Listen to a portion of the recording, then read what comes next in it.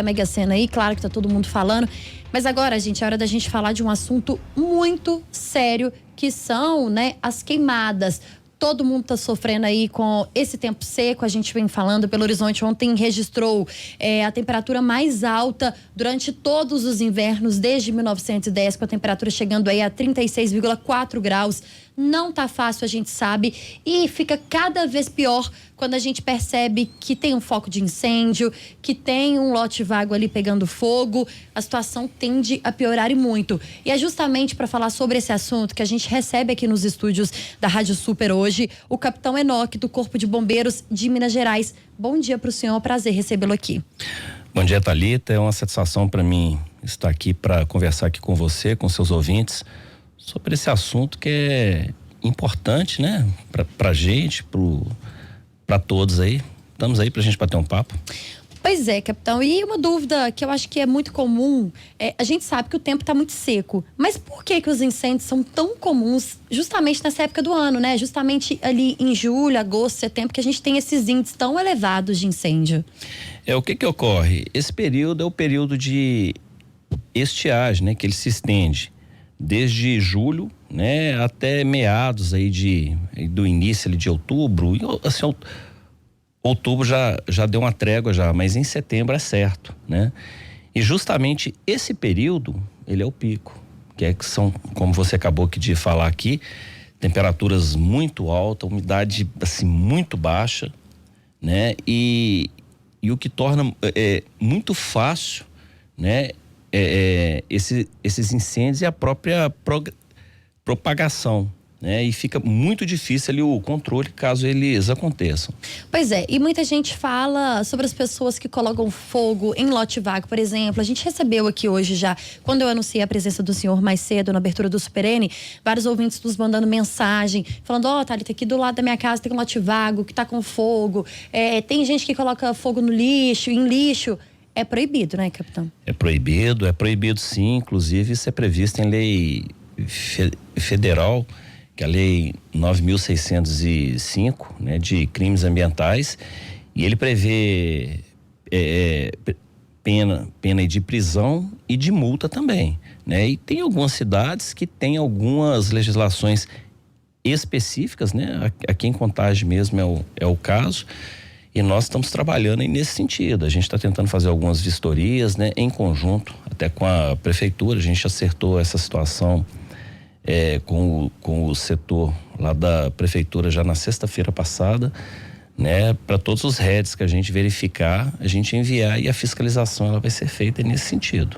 Pois é, e aí eu pergunto para o senhor, por exemplo, esses ouvintes que estão nos mandando mensagem, para quem está nos ouvindo agora e que percebeu ali que um vizinho, que alguém que estava passando na rua colocou fogo num lote vago, por exemplo, que é uma das situações mais emblemáticas, né, que a gente tem como exemplo. Qual é o procedimento para quem percebe esse tipo de ação? O que ocorre? Se o incêndio, se ele já está aí acontecendo, né? Liga para o bombeiro, que a gente dentro dos recursos disponíveis a gente envia para o local, né? Se for algo suspeito, alguém, né, que corriqueiramente, né, as pessoas elas percebem que está pondo fogo e tal, tem um número 181 que é para denúncia, né? E isso aí vai ser fiscalizado pela polícia, pela própria prefeitura, né? Assim, o que ocorre é que muitas vezes quando se começa esses incêndios aí em lote vago, a gente, assim, o controle ele é perdido muito rapidamente e acaba pondo em risco residências, né? Outras empresas, e isso aí é por isso que a gente bate muito nessa tecla, para que não comece. Agora, as pessoas também, né? Os donos desses lotes, eles têm responsabilidade nisso, né? E cabe à prefeitura, né, de cada cidade fiscalizar. Claro, assim, a gente sabe que não que muitas vezes nem é o próprio dono ali que coloca, mas ele tem responsabilidade nisso, né? Em manter os aceros, em manter aí uma capina, em manter o lote limpo, para que não ocorra essas situações. Pois é, e como evitar esses incêndios nesta época de estiagem, por exemplo? A gente fala muito em, por exemplo, jogar um cigarro ali, o resto do cigarro no chão, mas quais são as outras situações para a gente tentar pelo menos evitar, né?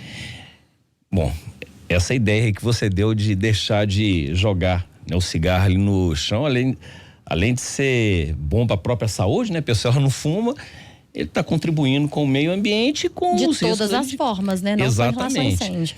Mas além disso, né? Para que não jogue essas pontas ali de cigarro pelos carros, pelas estradas, né? Que não faça essas fogueiras próximo, né? A matas ou mesmo amontoado ali de madeiras, né?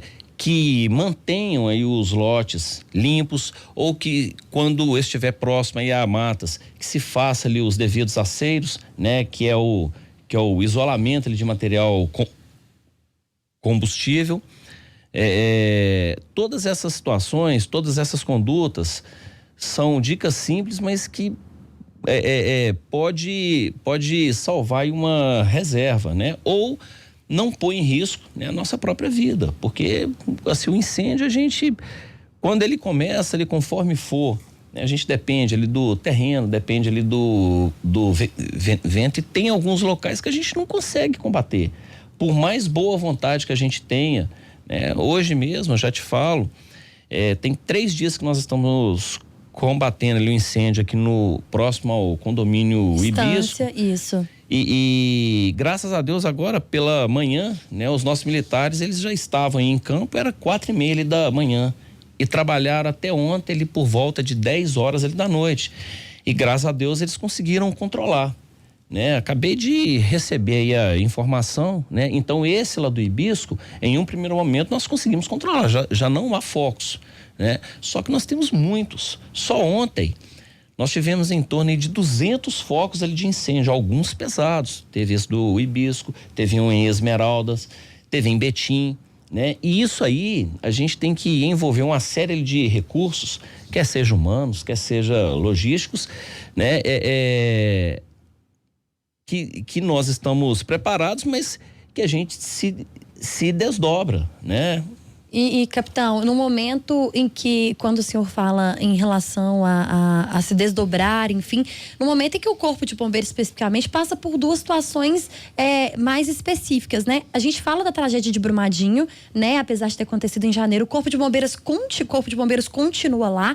Como que a corporação tem feito para dividir os bombeiros, para poder continuar nos trabalhos lá em Brumadinho, mas para poder atender também as demandas desta época que certamente aumentam, né? Com certeza.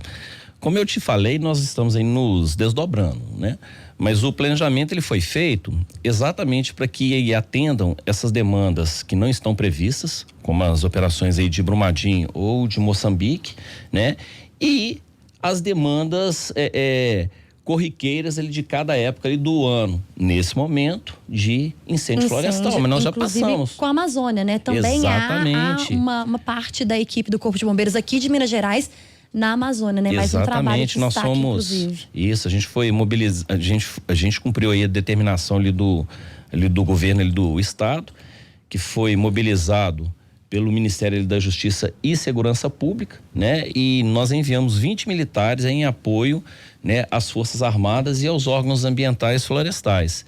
É uma satisfação para nós, né? Porque a gente sabe que a Amazônia é do Brasil, né? E nesse caso a gente se sente muito honrado e muito feliz, mesmo indo fazer ali uma atividade extremamente sofrida, que só quem pode falar é quem já fez. É uma atividade assim extremamente sofrida, muito desgastante, muito cansativa, mas os nossos militares têm feito isso com muito amor, com muita disposição, e essa equipe ali que foi lá para a Amazônia, eles estão trabalhando lá, né? E com certeza contribuindo, né, para essa cooperação entre as instituições, né, entre o governo federal. Isso é importante para a gente manter. E claro que a gente fala da Amazônia, né, a gente não pode deixar de citar, como a gente conversou agora há pouco, sobre os trabalhos da equipe do Corpo de Bombeiros de Minas Gerais lá, mas nosso foco vamos voltar aqui no estado, que preocupa também e muito. Eu recebi agora há pouco uma mensagem da nossa ouvinte Jerusa Maia e ela traz também um relato aqui que demonstra como que esses focos podem prejudicar. Ela está falando comigo que ela está na cidade de Resplendor, a 440 quilômetros aqui da capital mineira, e que ontem a cidade e várias outras cidades da região lá ficaram aí sem energia por mais de 12 horas por causa de uma pessoa, né, que colocou um fogo num pasto e danificou a rede elétrica. Muito comum também, né, capitão? A rede elétrica ser danificada e as cidades aí ficarem sem luz justamente por uma ação. Comum, sim, né? Então, essas queimadas aí em pasto, ou quando as pessoas soltam esses balões também, né, que faz essas fogueiras, como eu te falei, a gente quando o fogo começa, ele começa muito pequenininho, mas aí a pouco ele se transforma em um verdadeiro monstro, né? E a probabilidade de se atingir residências ou mesmo essas estações aí de energia elétrica ou postos de combustível, assim, que pode potencializar aí a tragédia, é muito grande. Por isso essa preocupação, principalmente para as pessoas eles se conscientizarem, né, da necessidade de se adotar essas condutas, né, que vai prejudicar nós mesmos. Esse momento que nós estamos indo para essas ocorrências de combate a incêndio florestal, muitas vezes nós estamos deixando de atender outras ocorrências, entendeu? Que nós poderíamos estar aí nos dedicando.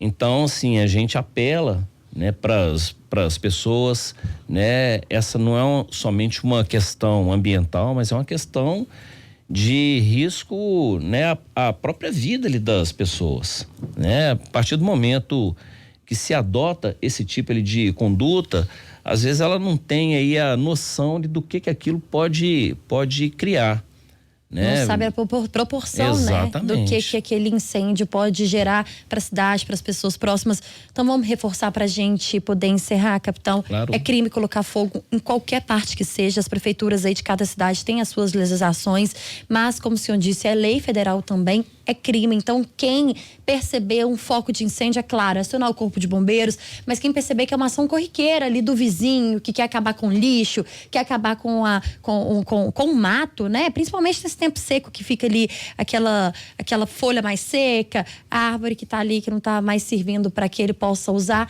Então deve fazer a denúncia. Qual é o telefone? Liga para o número 181, né? Esse telefone você não vai ser identificado, mas você vai receber um número de protocolo, né? E pode acompanhar aí as ações decorrentes dessa denúncia. Conversamos com o capitão Enoque do Corpo de Bombeiros de Minas Gerais. Ele, gente, que falou mais um pouquinho com a gente dessa combinação fatal, muitas vezes, de tempo seco, falta de chuva, é claro, e também dos incêndios aí, maioria das vezes provocado pela ação humana, né, capitão? Maioria das vezes. Posso te falar que, assim, quase que 100%. É claro que tem as causas naturais, né, mas é um percentual muito pequeno em relação, né, às nossas ações, né? As ações humanas, e isso é que não dá pra gente entender. E que a gente tem que rever, é claro, e com certeza. Muito obrigada pela entrevista do senhor, é um prazer recebê-lo aqui, volte sempre. Para mim foi um prazer também poder ir conversar ali com você, com seus ouvintes, né? E mais uma vez, a gente deixa claro que o Corpo de Bombeiros, ele está aí à disposição ali da população e que é uma satisfação e uma honra pra gente poder servir aí ao povo aqui de Minas Gerais. 8 horas.